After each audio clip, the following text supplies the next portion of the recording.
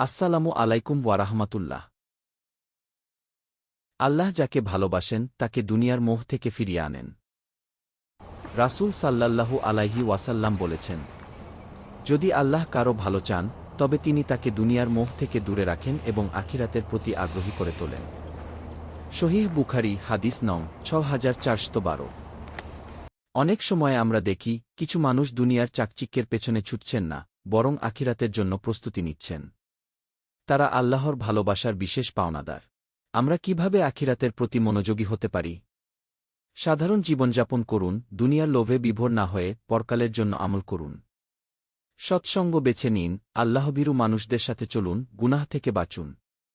নিয়মিত ইবাদত করুন, ৫ ওয়াক্ত নামাজ পড়ুন, কুরআন ও হাদিস অধ্যয়ন করুন। আল্লাহ আমাদের সবাইকে দুনিয়ার মোহ থেকে দূরে রেখে আখিরাতের প্রতি মনোযোগী হওয়ার তাওফিক দান করুন। আমিন। আলোকিত নূর, সত্যের পথে আহ্বান।